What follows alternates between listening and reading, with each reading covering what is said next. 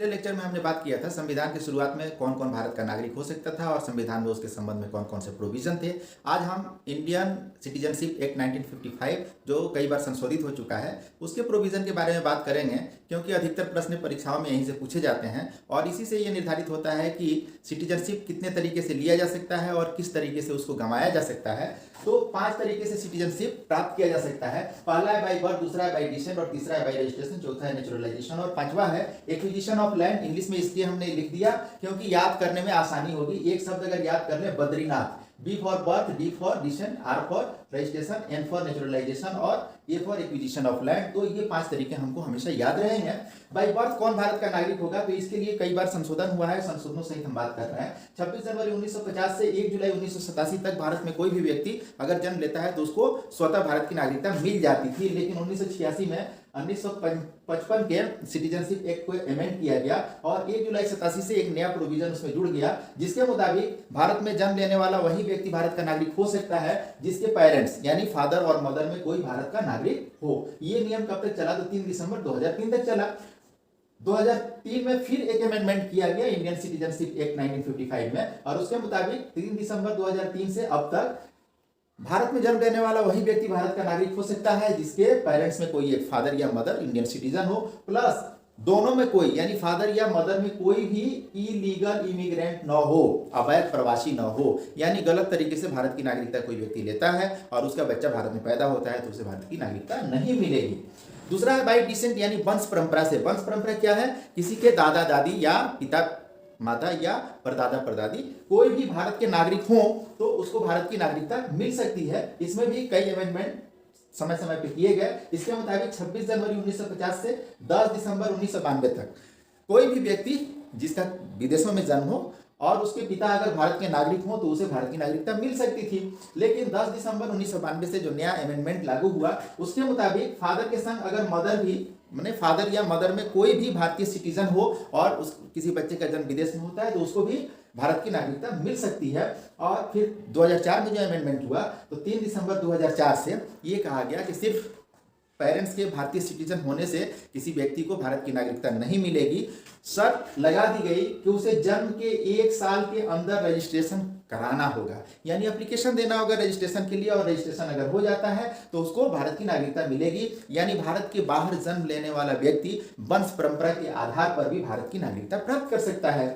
तीसरा है registration. Registration के द्वारा किस तरह नागरिकता मिलेगी, रजिस्ट्रेशन कौन करा सकता है, तो इसके लिए एक शब्द है POI, person of Indian origin. कोई भी व्यक्ति जिसके पेरेंट्स, ग्रैंड पेरेंट्स या ग्रैंड पेरेंट्स भारत के सिटीजन रहे हों और उसका जन्म विदेशों में होता है, वो अगर चाहता है भारत की नागरिकता लेना तो उसके लिए कुछ कंडीशन लगाई गई, जैसे मोर देन 5 ईयर का उसका भारत में रेसिडेंस होना चाहिए। अगर कोई विदेशी महिला भारत किसी भारतीय से शादी करती है तो उसको भी सिटीजनशिप मिलेगा। और कोई अवयस्क बच्चा यानी विदेशों में जन्म लेता है, भारतीय माता पिता की संतान है और वो भी चाहता है भारत की नागरिकता तो उसके लिए भी। और तीसरा राष्ट्रमंडल देशों के नागरिक। तो राष्ट्रमंडल देशों के नागरिकों को सीमित या पूर्ण यानी नागरिकता से संबंधित कुछ अधिकार या सभी अधिकार दिए जा सकते हैं, लेकिन स्वतः नहीं मिलेंगे, रजिस्ट्रेशन कराना होगा। रजिस्ट्रेशन कराने के बाद ही भारत की नागरिकता मिलेगी। चौथा जो तरीका है वो नेचुरलाइजेशन है, यानी कोई व्यक्ति वो विदेश का है, विदेशी है, वो चाहता है भारत की नागरिकता लेना तो उसके लिए कुछ शर्तें हैं।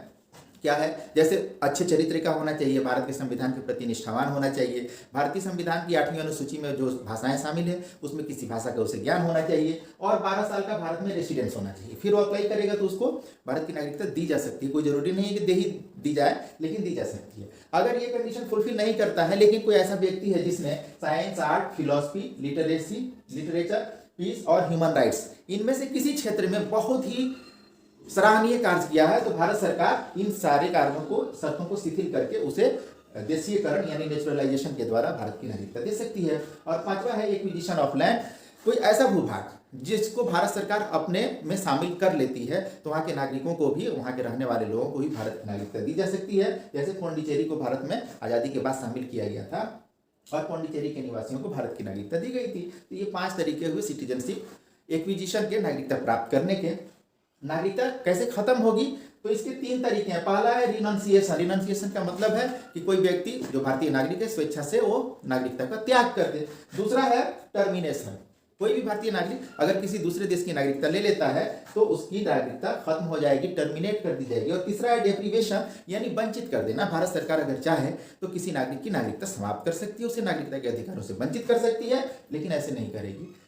कुछ गलतियां होंगी तभी करेगी, जैसे कोई भी इंडियन सिटीजन अगर भारतीय संविधान के प्रति आस्थावान नहीं है, उसके मूल्यों में विश्वास नहीं करता, तो उसकी नागरिकता छीनी जा सकती है। या युद्ध के समय वह किसी ऐसे देश की मदद करता है जो भारत का शत्रु देश है, तो उसकी नागरिकता छीनी जा सकती है। यहाँ एक प्रश्न पूछा जाता है कि क्या किसी भारतीय नागरिक को अगर संविधान के नागरिकता संबंधी प्रावधान नहीं पता है, संविधान के मूल्य नहीं पता है, तो क्या उसकी नागरिकता खत्म की जा सकती है? बिल्कुल नहीं की जा सकती। संविधान का ज्ञान नहीं होना और संवैधानिक मूल्यों का ज्ञान नहीं होना ये नागरिकता समाप्त करने का आधार नहीं हो सकता है।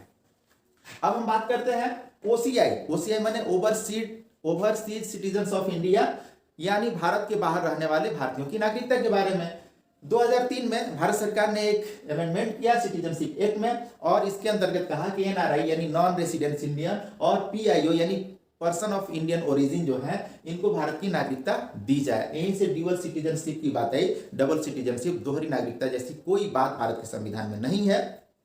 लेकिन सरकार ने एक समिति का गठन किया जिसके अध्यक्ष थे लक्ष्मीमल सिंघवी, और लक्ष्मीमल सिंघवी समिति की सिफारिशों के आधार पे 15 देशों के नागरिकों को, ये कौन कौन से देश हैं? Australia, Canada, Finland, France, Greece, Ireland, Israel, Italy, Netherland, Switzerland, पुर्तगाल, साइप्रस, स्वीडन, स्विट्जरलैंड, अमेरिका और ब्रिटेन, इन 15 देशों के नागरिकों को कहा गया कि भारत की सिटीजनशिप दी जाएगी, पीआईओ कार्ड दिया जाएगा, पर्सन ऑफ इंडियन ओरिजिन का कार्ड दिया जाएगा। इससे फायदा क्या होगा?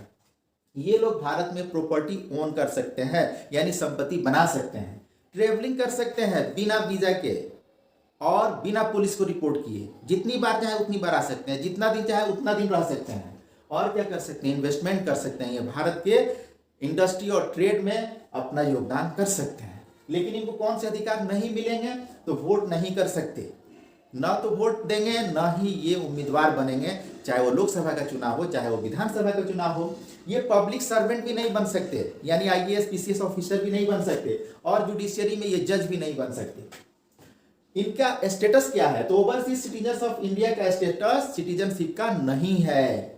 OCI, overseas citizens of India जो है, ऑफिशियली पीआईओ कहलाता है, पर्सन ऑफ इंडियन ओरिजिन कहलाता है, या एनआरआई कहलाता है, और इसे एक कार्ड दिया जाता है जो 15 साल के लिए वैलिड होता है, और उसी के कार्ड के अनुसार इनको ये सारी सुविधाएं मिलती हैं। एक अगला महत्वपूर्ण टॉपिक है सीएए, सिटीजनशिप अमेंडमेंट एक्ट। ये 2019 में हुआ। क्या हुआ इसमें? 3 देशों के 6 समुदायों के भारत में आने पर नागरिकता का प्रोविजन किया गया। 3 देश हैं, अफगानिस्तान, पाकिस्तान और बांग्लादेश। 6 समुदाय हैं, हिंदू, सिख, बुद्धिस्ट, जैन, पारसी, क्रिश्चियन। अगर इन 6 समुदायों के लोग इन 3 देशों से 31 दिसंबर 2014 के पहले भारत आते हैं तो उन्हें भारत की नागरिकता दी जा सकती है सीएए के मुताबिक। बट इसके संग बहुत ज्यादा विवाद हुआ, विरोध हुआ, न सिर्फ भारत में बल्कि विदेशों में भी। क्यों हुआ? क्योंकि सिटीजनशिप अमेंडमेंट एक्ट 2019 वायलेट करता है किसको? फॉरेनर्स एक्ट 1946 को और पासपोर्ट एक्ट 1920 को, और सबसे बड़े संविधान के आर्टिकल 14, 15, 21, 25 और 26 को। संविधान का अनुच्छेद 14 क्या कहता है? इक्वेलिटी बिफोर लॉ, यानी विधि के सामने समानता। इसका वायलेशन हुआ। पहली बार रिलीजन को सिटीजनशिप से जोड़ दिया गया। अगला अनुच्छेद 15 मौलिक अधिकारों से संबंधित ये सारे अनुच्छेद हैं, और आर्टिकल 15 क्या कहता है कि भारत के किसी भी नागरिक के बीच जाति, धर्म, भाषा, क्षेत्र, लिंग, संप्रदाय के आधार पर विभेद नहीं किया जाएगा। आर्टिकल 21 जीवन का अधिकार की बात करता है, और लाइफ मतलब है लाइफ विथ डिग्निटी। आर्टिकल 25 क्या कहता है? अंतःकरण की स्वतंत्रता। हर भारतवासी को अपने अंतःकरण यानी अपनी आत्मा की आवाज पे अपने धर्म को मानने और आचरण करने की आजादी भारत का संविधान देता है, मौलिक अधिकार के रूप में देता है। और आर्टिकल 26 का भी वायलेशन है। आर्टिकल 26 कहता है कि भारत का हर नागरिक, अगर हर नागरिक नहीं, भारत के अल्पसंख्यकों के लिए, माइनॉरिटीज के लिए प्रोविजन करता है कि वह अपनी पसंद के संस्थान स्थापित कर सकते हैं और उसको मैनेज कर सकते हैं। तो भारतीय संविधान के विभिन्न अनुच्छेदों का उल्लंघन करने के कारण भी ये कानून विवादों में है, लेकिन जहां विवाद होता है वहीं से प्रश्न पूछे जाते हैं प्रतियोगी परीक्षाओं में, और इसलिए इन सब पे एक गहन समझ होनी ही चाहिए। ये जो OCI है या NRI या PIO, यहाँ से अक्सर पूछा जाता है कि किस देश के नागरिक को NRI कार्ड नहीं दिया जा सकता, या इनमें कौन सा देश है जहां के लोगों को भारत की नागरिकता नहीं दी जा सकती। तो इसके लिए सारे देशों का नाम याद रखना जरूरी होगा। मैं समझता हूं कि आज का लेक्चर अच्छा लगेगा आपको। प्रतियोगी परीक्षाओं की दृष्टि से बहुत बहुत धन्यवाद।